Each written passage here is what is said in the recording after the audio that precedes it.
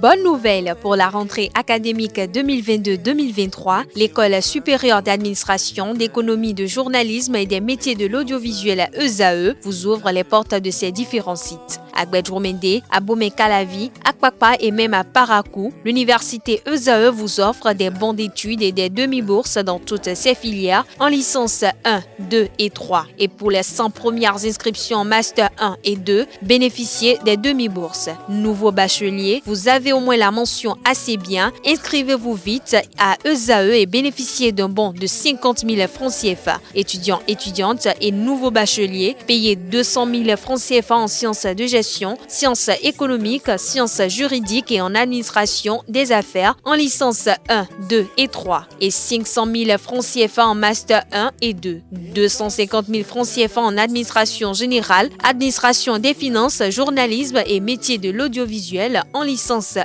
2 et 3 et 600 000 francs CFA en master 1 et 2. Alors, inscrivez-vous vite et profitez des offres exceptionnelles mais également d'un enseignement de qualité à l'université d'excellence ESAE. Infoline 90 93 65 21 ou le 98 98 14 00. ESAE, l'excellence a un nom.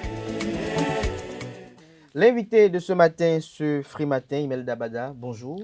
Bonjour Kader, bonjour les téléspectateurs. Vous êtes chargé de mission de conseiller spécial, j'allais dire plutôt, du président Jacques Kayadji, chargé de l'inclusion. C'est bel et bien ça? C'est bien ça, Kader. Alors, vous êtes là ce matin pour nous édifier sur votre offre de législature, une offre de législature qui est titrée « Osons l'inclusion pour un Bénin inclusif ». D'entre deux jeux, j'ai bien envie de savoir pourquoi ce titre. Lorsque l'on sait que vous êtes d'un parti politique de la mouvance qui soutient les actions du chef de l'État, est-ce qu'on peut déduire de ce titre-là que sous Patrice Talon, il y a de l'exclusion? Merci Kader pour votre question. Parce que quand on parle d'inclusion, je pense que vous pensez seulement à ce pseudo-exclusion de 2019, qui n'est pas le cas au fait, parce que là, nous parlons de l'inclusion. Ce sont les acteurs politiques qui le disent. Moi, je ne le dis pas, je ne peux que rapporter des non, faits. Oui. Les acteurs politiques en 2019, ceux qui parlaient d'exclusion savaient de quoi ils parlaient. Je ne vais pas revenir sur ce sujet parce que je pense que là, nous avons mieux à dire. Oui. Et quand on parle de l'inclusion, on parle de l'inclusion au niveau des Béninois. Parce que vous conviendrez avec moi que quand on prend l'histoire politique de notre pays, même quand on remonte jusqu'en 1960, au lendemain des indépendances, nous avons eu qu'une classe ou une catégorie de personnes à qui on a confié le pays. Après, il y a eu les remous. Oui. En 90, il y a eu les assises. Mais au lendemain, on a confié encore les rênes du pays à une certaine catégorie de Béninois. Et beaucoup de Béninois, enfin la grande masse, se sont même désintéressés de la chose politique, ce qui nous a conduits jusqu'où nous sommes presque aujourd'hui. Et l'appel de Moël Bénin d'appeler tous les Béninois à réellement s'investir dans la politique, c'est à ça que répond l'inclusion. C'est à ça que répond l'inclusion. Mais pourquoi vous le choisissez comme thème de campagne? Parce que c'est important, parce que vous voyez notre hymne national. Est-ce que votre volonté, c'est le renouvellement de la classe politique mais avec tous les Béninois. Parce que quand on dit enfants du Bénin debout, on ne dit pas les enfants du Bénin avec les bacs plus 1, les enfants du Bénin cadres, les enfants du Bénin intellectuels, les enfants du Bénin mais on dit tous les enfants du Bénin debout. Donc notre appel à l'inclusion, c'est d'appeler toutes les catégories de Béninois, quel que soit leur rang social, leur rang intellectuel, leur rang financier, si vous voulez, de venir ensemble contribuer à la chose du pays. Donc c'est à ça l'appel d'oser l'inclusion. On parle d'oser l'inclusion. Un Bénin inclusif. Patrice Talon n'ose-t-il pas déjà l'inclusion avec son gouvernement composé de Béninois du nord au sud, de l'est à l'ouest, avec la nomination de cadres de part et d'autre? Est-ce que Patrice Talon, lui, déjà, ne contribue pas déjà efficacement à l'inclusion, à tel enseigne qu'un parti comme Moël Bénin qui soutient ces actions dit « osons maintenant l'inclusion ».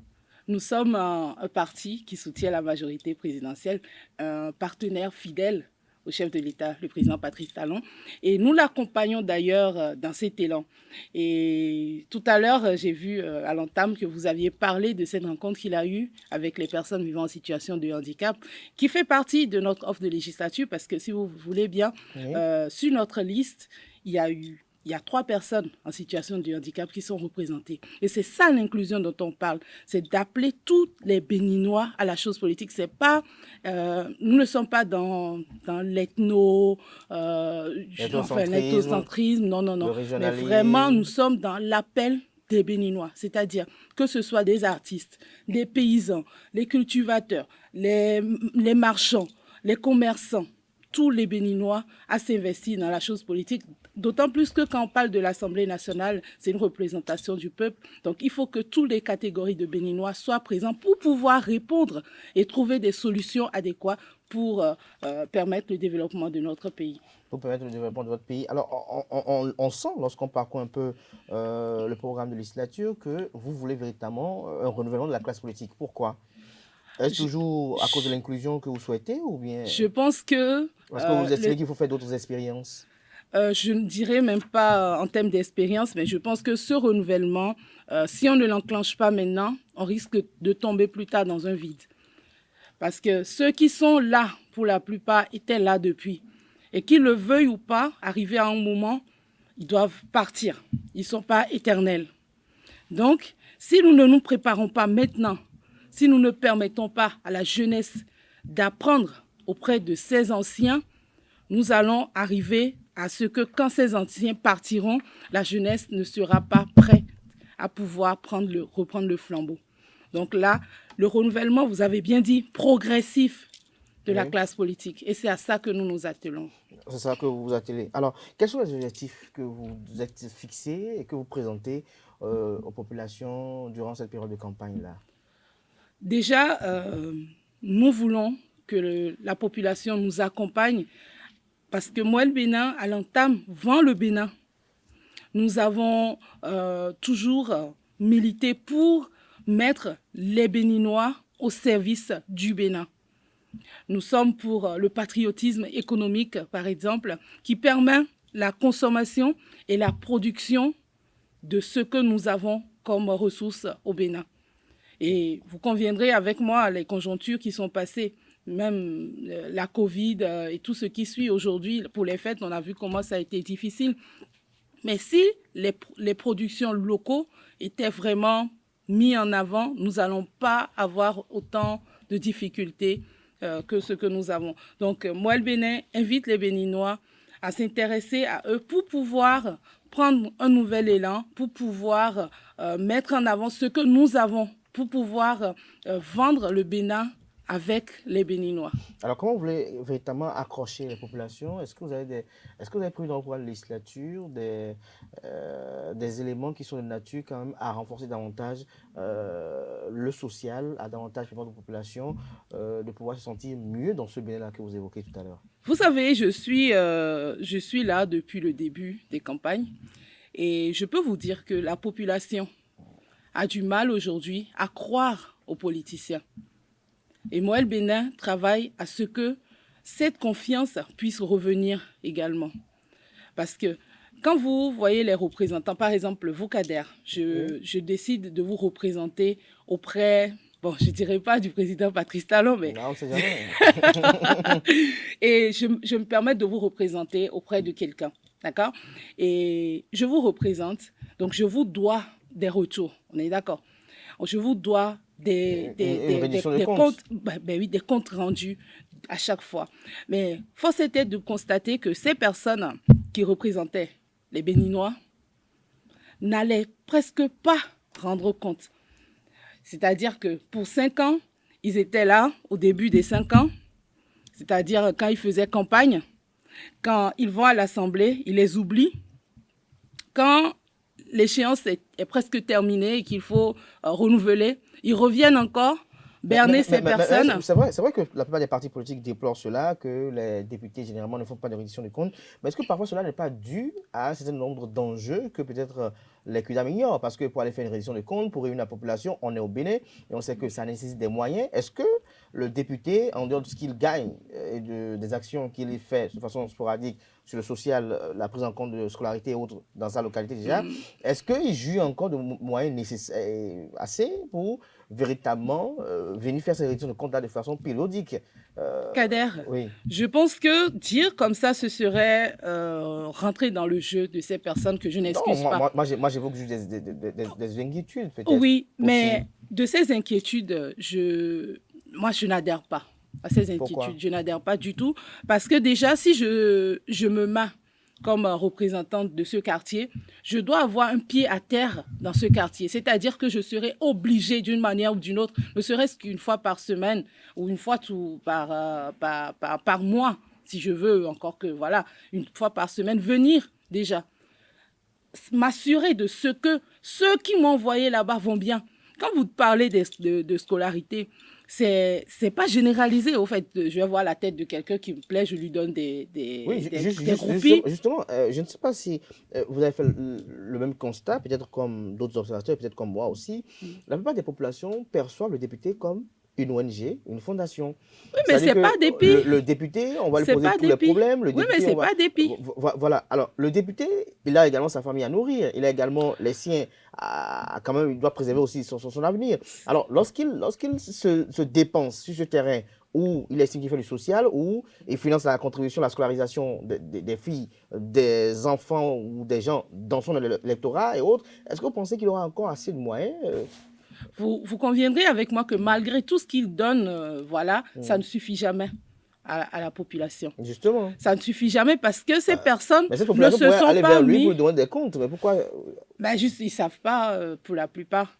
Pour eux, c'est que, bon, il est déjà parti. Oui. Et puis, voilà, c'est tout. S'il peut, il va me donner des 10 000 francs. Au niveau de Mouelle Bénin, vous ne pensez pas qu'il faut également retravailler la psychologie de la population sur la perception du député? Bien sûr, nous, on a travaillé sur ça et je vais revenir en arrière pour vous dire, pour éviter justement de tomber sur des schémas où il faut donner 1 000 francs, il faut donner 5 000, il faut donner 10 000.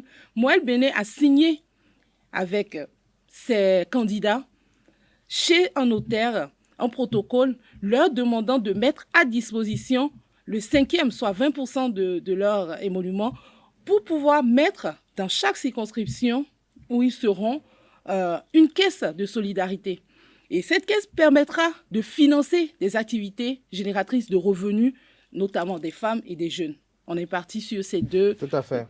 Pour permettre à ce que tout ce qui sera dépense dans leur circonscription soit géré par ça. Et ils ont également l'obligation d'avoir des cabinets dans leur circonscription parce que ce n'est pas possible.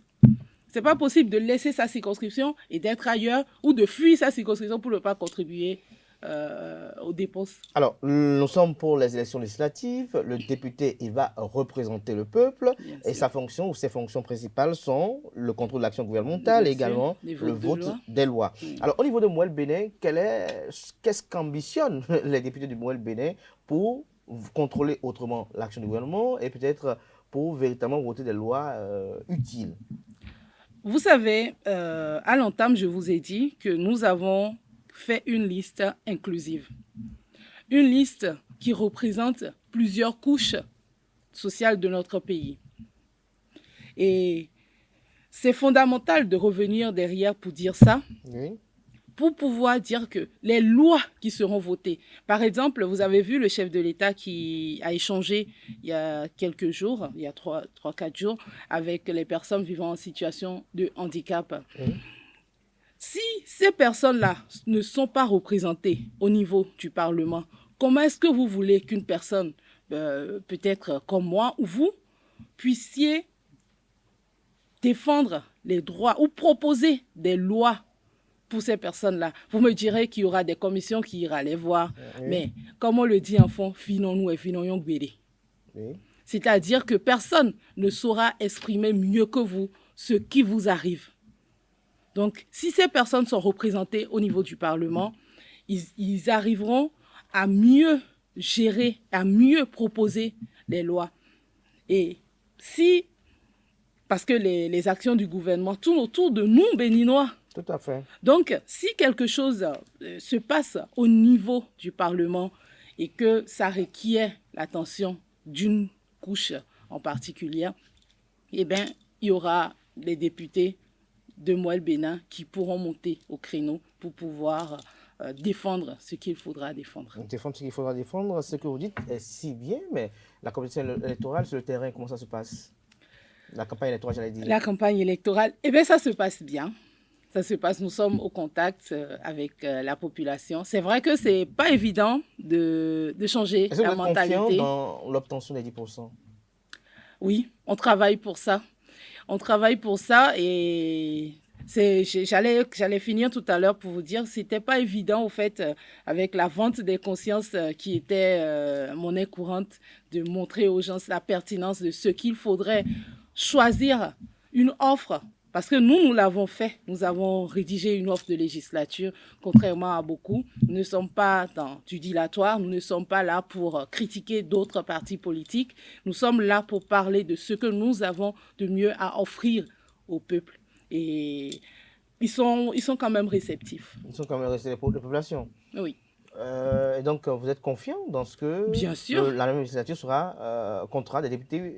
Bien sûr, nous travaillons pour ça. Vous travaillez pour ça. Alors, on parle de l'inclusion, on parle d'un Bénin inclusif, on va quand même encore dire quelques mots avant de partir. Alors, lorsque vous parlez d'inclusion et de Bénin inclusif, en dehors des jeunes et des femmes que vous voulez envoyer au Parlement, quelle est véritablement la mission que les députés Moël Bénin auront au Parlement pour véritablement marquer cette législature-là?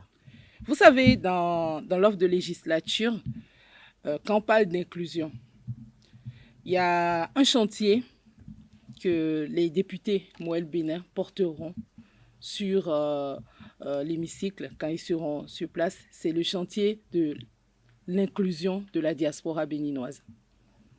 Parce que, vous savez, la diaspora d'un pays est un pilier pour le pays. Et aujourd'hui, le Bénin ne profite que pour les rapatriements de fonds de ces Béninois qui sont à l'extérieur. Pourtant, nous savons très bien que la plupart de ces Béninois sont des têtes pensantes, donc des bras armés du Bénin, qui vont servir d'autres nations au détriment du Bénin, qui ne sait pas manager pour avoir ce retour de ses fils, parce que ce sont ses enfants, ses filles et fils qui sont à l'extérieur, dont ils n'arrivent pas à profiter des biens, on va dire. Donc, les députés Moël Bénin feront voter une loi qui permettra à ce que les Béninois de la diaspora puissent avoir des sièges au niveau de l'Assemblée. Nous avons proposé 10% des sièges au niveau de l'Assemblée pour les Béninois de l'extérieur. Et cela permettra déjà de pouvoir bénéficier. Parce que si je n'ai pas un peu mon intérêt, on va dire, chez vous, je ne viendrai pas spontanément m'investir. C'est comme on le dit chez les gens de Porto Novo. Si vous ne me faites rien, je ne vous... Enfin, c'est vrai que le Bénin, on doit au Bénin, mais spontanément, on est accueilli ailleurs, on est mieux traité ailleurs. Donc, un petit égard, dans ce sens, permettra à beaucoup de Béninois qui contribuent au développement d'autres nations de s'investir également dans le développement du Bénin. De s'investir également dans le développement du Bénin. Alors, lorsqu'on lit le titre de votre offre de législature, Osons l'inclusion pour un Bénin inclusif, alors on en déduit qu'il y a des facteurs qui freinent l'inclusion au Bénin. Ce sont lesquels? J'ai parlé tout à l'heure de l'histoire politique de notre pays. Pour être en résumé. Oui. En dehors de ça, quoi d'autre encore? L'histoire politique et puis les idées reçues également. Mais ça vient toujours au fait de l'histoire politique. Parce que ces personnes, pour la plupart, ont dégradé l'image du politicien. Et le mot politicien rime pour la plupart du temps avec le menteur maintenant, le voleur. Enfin, si je dis le menteur, le mensonge est la mère des autres vices. Donc, vous voyez le reste que je n'ai pas envie de citer. Avec le temps s'égrène, les jours s'égrènent. Dans quelques jours sera la fin de la campagne électorale. Alors, je vais vous poser une dernière question pour vous laisser partir. Si il vous est demandé pourquoi je dois voter pour Moël Bénin pour le 8 janvier prochain, dans la caméra, dites. Vous devez voter pour Moël Bénin parce que Moël Bénin est le parti des jeunes, le parti des femmes, le parti qui n'a pas été hérité. Un parti qui s'est construit depuis 4 ans, qui a eu un parcours et qui aujourd'hui est à votre image, le parti qui représente le Bénin en miniature. Donc, voter pour Moël Bénin, c'est vous permettre de vous assurer le pain quotidien. Nous n'avons pas 10 000, 20 000 ou même 50 000 à vous donner pour les 3 ans, mais nous pouvons travailler à ce que chaque jour, vous ayez le minimum pour pouvoir garder ce quotidien harmonieux et de jour en jour l'améliorer ensemble. Donc, voter pour Moël Bénin, c'est permettre à toutes les filles et tous les fils du Bénin de se lever et de travailler au rayonnement du Bénin. Voter pour Moël Bénin, c'est voter pour vous-même tout simplement. Donc, voilà. Merci à vous, Imelda Bada. Chers amis internautes, on retiendra que le programme de législature du parti politique Mouvement des élites engagées pour l'émancipation du Bénin est intitulé « Osons l'inclusion pour un Bénin inclusif ». Et donc, il ambitionne l'inclusion au niveau de tous les Béninois sans distinction aucune.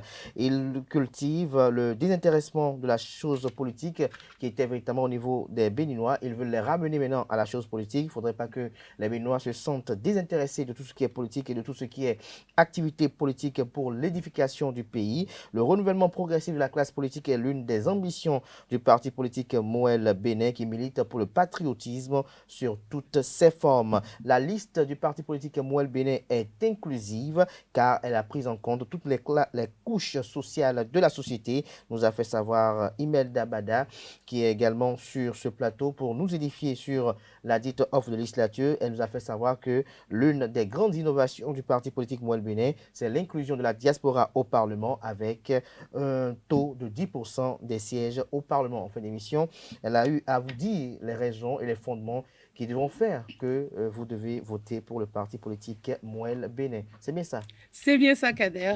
Merci à vous, Imelda Bada. Merci à vous, chers amis internautes. Nous passons à présent au sport.